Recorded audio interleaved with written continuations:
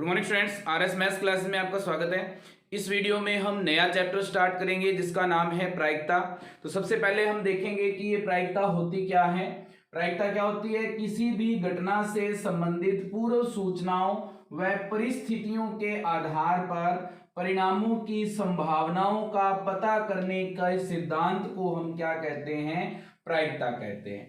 कहने का मतलब ये है कि हमारे पास कुछ सूचनाएं पहले से ही होती हैं उस घटना के बारे में, उसके आधार पर जो हम अनुमान लगाते हैं किसी घटना के घटित होने को, उसको हम क्या कहते हैं? प्रायिकता कहते हैं। तो प्रायिकता ज्ञात करने का सूत्र क्या होता है? प्रायिकता को हम लिखते हैं पी ए से। प्रायिकता को हम किससे लिखते हैं? पी ए से। यहां पर हमारे पास ए जो है वो ये बता रहा है कि ए घटना के लिए प्रायिकता कितनी है। तो उसके लिए हमारे पास जो प्रायिकता का सूत्र बनेगा, ए के अनुकूल परिणाम बटा में हमारे पास होता है घटना के कुल संभव परिणाम। तो हमें किसी भी घटना के लिए अगर प्रायिकता निकालनी है तो उसका सूत्र क्या बनेगा? घटना के अनुकूल परिणाम और उस घटना में कुल जो संभव परिणाम है उसका हम जो अनुपात निकालते हैं वो हमारे पास प्रायिकता आती है। अब प्रायिकता जो है उसकी सीमाएं क्या होती हैं? प्रायिकता किन किन के बीच में आती है? तो प्रायिकता की सीमाएं हमारे पास होती हैं वो 0 से बड़ा या उसके बराबर होगा, या हमारे पास प्रायिकता का जो मान है वो 1 से छोटा या उसके बराबर होगा। तो इसका मतलब क्या है? 1 से बड़ा मान प्रायिकता का नहीं हो सकता और हमारे पास 0 से छोटा कोई भी मान प्रायिकता का नहीं हो सकता। 0 से छोटे का मतलब है कि ऋणात्मक मान कोई भी प्रायिकता का नहीं आ सकता है। उसके बाद में हमारे पास उस घटना के अंदर किसी घटना के घटित होने की प्रायिकता और नहीं होने की प्रायिकता, इन दोनों का जो जोड़ है वो होता है हमारे पास 1। तो घटित होने की प्रायिकता को हम लिखते हैं पी ए से और घटित नहीं होने की प्रायिकता को हम लिखते हैं पी ए नॉट से। इसका जो जोड़ है वो कितना होता है हमारे पास? 1। तो हमारे पास इस सूत्र के आधार पर भी कुछ क्वेश्चन हमें हल करने हैं। तो हमें क्या क्या चीजें हमने इसमें देखी? प्रायिकता का सूत्र क्या होता है? ए के अनुकूल परिणाम बटा में घटना के कुल संभव परिणाम। प्रायिकता की सीमाएं क्या होती हैं? प्रायिकता का मान किन किन के बीच में होता है? 0 और 1 के बीच में होता है। 1 से बड़ा नहीं होता और 0 से छोटा नहीं होता है। उसके बाद में किसी भी घटना के घटित होने की प्रायिकता और घटित नहीं होने की प्रायिकता का जो जोड़ है उसका मान हमारे पास कितना होता है? 1। तो हमें जो इस प्रायिकता के लिए क्वेश्चन देगा, कुछ टॉपिक्स पर हमें पढ़ना है तो हम टॉपिक वाइज ही इसके क्वेश्चन करेंगे। जैसे इसने पूछना है क्वेश्चन सिक्के के बारे में कि एक सिक्के को एक बार उछाला जाए, 2 बार उछाला जाए या 3 बार उछाला जाए, तो उसके लिए कुछ क्वेश्चन पूछेगा। उसके बाद हमारे पास जो दूसरा जो टॉपिक पूछता है ये पासे के बारे में, एक पासे को एक बार उछाला जाए या एक पासे को 2 बार उछाला जाए, तो उसके लिए कुछ क्वेश्चन पूछेगा। फिर हमसे पूछेगा ताश की गड्डी के बारे में, ताश की गड्डी से संबंधित हमसे क्वेश्चन पूछेगा। फिर इसके अंदर पूछेगा लीप वर्ष और अलीप वर्ष के कुछ क्वेश्चन। तो इन टॉपिक्स को हम टॉपिक वाइज ही करेंगे और एक टॉपिक के क्वेश्चन हम एक वीडियो में करेंगे। तो हमारे पास जो पहला टॉपिक हम लेकर के चल रहे हैं वो टॉपिक है हमारे पास सिक्का। सिक्के के लिए जो हमारे पास क्वेश्चन दिए हैं उन क्वेश्चंस को हम सॉल्व करेंगे, लेकिन उससे पहले हमें ये देखना है कि जो सिक्के के लिए कुल संभव परिणाम होते हैं वो क्या क्या होते हैं। तो सिक्के के लिए हमारे पास 3 कंडीशन है इस प्रश्नावली में। पहली कंडीशन है कि एक सिक्के को एक बार अगर उछाला जाता है तो हमारे पास उसके लिए कुल संभव परिणाम क्या बनते हैं? तो हमारे पास इसके लिए कुल संभव परिणाम बनते हैं 2। कौन कौन से? हमें पता है एक सिक्के पर 2 हिस्से होते हैं, एक होता है हेड और एक होता है टेल, या हम इसको बोल देते हैं चित्त या पट। तो हमारे पास हेड को क्या बोलते हैं? चित्त, और हमारे पास जो टी है उसको टेल को हम क्या बोलते हैं? पट। तो हमारे पास दो ही कुल परिणाम बनते हैं अगर एक सिक्के को एक बार उछाला जाए। उसके बाद दूसरी कंडीशन है, एक सिक्के को दो बार उछालें या दो सिक्कों को एक साथ उछालें तो हमारे पास परिणाम क्या बनते हैं। इसके लिए हमारे पास परिणाम बनते हैं चार। कौन कौन से? हो सकता है दोनों में हेड आ जाए, हो सकता है पहले में हेड दूसरे में टेल आ जाए, हो सकता है पहले में टेल और दूसरे में हेड आ जाए, और हमारे पास हो सकता है कि दोनों में ही टेल आ जाए। तो चार संभावनाएं बनती हैं कुल इसके लिए, head head, head tail, tell head और टेल टेल।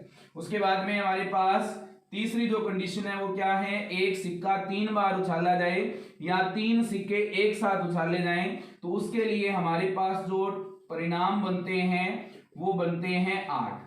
कौन कौन से? हो सकता है कि हमारे पास तीनों में ही हेड आ जाए। दूसरा हमारे पास कंडीशन बनती है कि पहले दो में हेड आ जाए उसके बाद हमारे पास टेल आ जाए। तीसरी कंडीशन ये बनती है कि हमारे पास पहले में हेड दूसरे में टेल और तीसरे में हेड आ जाए। चौथी कंडीशन हमारे पास जो बनती है वो क्या बनती है, पहले में टेल और बाकी दो में हेड आ जाए। उसके बाद ये भी हो सकता है कि पहले दो में टेल और तीसरे में हेड आ जाए। ये हो सकता है कि पहले टेल फिर हेड और फिर टेल आ जाए। उसके बाद ये हो सकता है कि हमारे पास पहले हेड और बाकी दो में हमारे पास टेल आ जाए। और इसके बाद जो लास्ट कंडीशन बनती है कि तीनों में ही हमारे पास टेल आ जाए। तो कितने परिणाम बन गए, एक दो तीन चार पांच छह सात और आठ। तो हमारे पास एक सिक्के को जब हम तीन बार उछालते हैं या तीन सिक्कों को एक साथ उछालते हैं तो कुल परिणाम क्या बनते हैं, आठ। ये परिणाम अगर हमें याद रह जाते हैं तो इन पर जो क्वेश्चन हैं उनको करना बहुत ही आसान है। तो इनके जो क्वेश्चन हैं कुछ क्वेश्चंस हम करके देखेंगे। तो हमें इसका जो उदाहरण नंबर 5 दिया है इसने वो क्या दिया है, एक सिक्के को एक बार उछाला जाता है तो पट आने की प्रायिकता हमें ज्ञात करनी है। तो हमें पता है कि जब एक सिक्के को एक बार उछालते हैं तो कुल परिणाम क्या बनते हैं हमारे पास, ये बनते हैं दो। कौन कौन से, हेड या टेल यानी कि चित्त या पट। तो इसके लिए हमारे पास इसने पूछा है कि पट आने की प्रायिकता, तो पट के अनुकूल परिणाम, कितने परिणाम है पट के अनुकूल, पट कितनी बार आ सकता है, एक बार। कौन सा, हमारे पास टी। अब इसके लिए प्रायिकता का सूत्र लगाएंगे तो प्रायिकता क्या आ जाएगी हमारे पास, प्रायिकता बराबर पट के अनुकूल परिणाम बटा में हमारे पास आ जाएगा कुल संभव परिणाम। अब यहां से हमारे पास पट के अनुकूल परिणाम कितने हैं, एक, बटा में कुल परिणाम कितने हैं, दो। तो हमारे पास प्रायिकता क्या आ गई पट आने की, एक सिक्के को एक बार उछाले तो एक बटा में दो। तो हमारा जो पांचवा एग्जाम्पल है वो पूरा हो गया है। अब हम इसका नेक्स्ट एग्जाम्पल करेंगे। तो हमारे पास जो इसका 10वां एग्जाम्पल दिया है वो क्या दिया है इसने, एक सिक्के को दो बार उछाला जाता है, कम से कम एक चित्त आने की प्रायिकता ज्ञात कीजिए। तो इसने कहा है सिक्के को दो बार उछाला गया है तो हम पहले कुल परिणाम लिख लेंगे। तो कुल परिणाम कितने आ जाएंगे हमारे पास, दो बार जब उछालते हैं तो कितने परिणाम आते हैं, चार। कौन कौन से, head head, head tail, tell head और टेल टेल। अब इसने कहा है कम से कम एक चित्त आने की या हेड आने की प्रायिकता बतानी है। इसने कहा है कम से कम, अधिक कितना भी हो सकता है, कम से कम एक होना चाहिए, एक से कम नहीं होना चाहिए। तो इसके लिए अनुकूल परिणाम क्या बनेंगे हमारे पास, अनुकूल परिणाम हमारे पास बन रहे हैं इसमें कम से कम एक के लिए हमारे पास एक, दो और दो बार भी हो सकता है, एक से ज्यादा बार हो सकता है, एक से कम नहीं हो सकता। तो अनुकूल परिणाम कितने हैं हमारे पास, तीन। कौन कौन से, हेड हेड, हेड टेल और तीसरा हमारे पास टेल हेड। तो अनुकूल परिणाम आ गए तीन, कुल परिणाम है चार। तो प्रायिकता क्या हो जाएगी, प्रायिकता बराबर घटना के अनुकूल परिणाम बटा में हमारे पास आ जाएगा घटना के कुल संभव परिणाम। अब इसमें हम मान रखेंगे तो हमारे पास क्या आएगा, घटना के अनुकूल परिणाम कितने हैं, तीन, और कुल संभव परिणाम कितने हैं, चार। तो प्रायिकता क्या आ गई, तीन बटा में चार। तो हमारा जो 10वां एग्जाम्पल है वो कंप्लीट हो गया है। अब हम इसका नेक्स्ट क्वेश्चन करेंगे। तो हमें इसका जो दूसरा क्वेश्चन दिया है, इसने क्या दिया है, एक सिक्के को 2 बार उछाला जाता है, दोनों बार चित्त आने की प्रायिकता हमें ज्ञात करनी है। तो एक सिक्के को 2 बार उछाला गया है, तो पहले हम कुल परिणाम लिख लेंगे। कुल परिणाम क्या देंगे हमारे पास, 4, head head, head tail, tell head और टेल टेल। इसके बाद में अनुकूल परिणाम क्या आएंगे हमारे पास, अनुकूल परिणाम ये आ जाएंगे हमारे पास, कितने हैं अनुकूल परिणाम, क्या कहा इसने, दोनों बार चित्त, तो दोनों बार चित्त कितनी बार आ रहा है, एक बार, तो हमारे पास अनुकूल परिणाम क्या आ गया, एक, और जिसके लिए हमारे पास परिणाम क्या है, हेड हेड। अब इसके लिए प्रायिकता ज्ञात करेंगे, तो प्रायिकता का सूत्र लगा देंगे, प्रायिकता बराबर घटना के अनुकूल परिणाम बटा में हमारे पास आ जाएगा कुल संभव परिणाम।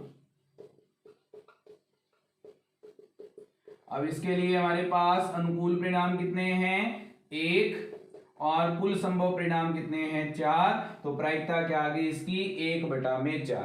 तो अब हम इसका नेक्स्ट क्वेश्चन करेंगे। तो इसका जो नेक्स्ट क्वेश्चन दिया है इसने, क्वेश्चन नंबर 4 क्या दिया है, एक सिक्के की लगातार 3 उछालों में एकांतरतः चित्त या पट आने की प्रायिकता हमें ज्ञात करनी है। तो इसके लिए हम पहले कुल परिणाम लिखेंगे। कुल परिणाम कितने होते हैं हमारे पास, इसके लिए 8। कौन कौन से, head head head, head head और tail, head tail head, tail head और हेड। उसके बाद में हमारे पास टेल टेल और हेड, टेल हेड टेल, और उसके बाद में हेड टेल टेल और टेल टेल और टेल। ये हमारे पास 8 परिणाम हैं। अब इसमें से इसने कहा है कि एकांतरतः चित्त या पट आने की प्रायिकता। तो एकांतरतः का मतलब होता है कि एक छोड़कर एक आना चाहिए, इकट्ठे नहीं आ सकते हैं। तो इसमें से हमारे पास एक छोड़कर एक वाला कौन से परिणाम है, एक तो ये परिणाम है जिसमें एकांतरतः आ रहा है, और एक परिणाम है हमारे पास ये जिसके लिए एकांतरतः आ रहा है। बाकी सभी में अगर हम देखेंगे तो 2 मान इकट्ठे हैं, या तो 2 पट इकट्ठे हैं या 2 चित्त इकट्ठे हैं। तो इसके लिए हमारे पास अनुकूल परिणाम क्या बन जाएंगे, अनुकूल परिणाम क्या आएगा हमारे पास, कितने परिणाम हैं, 2, हेड टेल और हेड, दूसरा क्या है, टेल हेड और टेल। तो हमारे पास इसके लिए प्रायिकता क्या हो जाएगी, प्रायिकता बराबर घटना के अनुकूल परिणाम बटा में हमारे पास आ जाएगा कुल संभव परिणाम।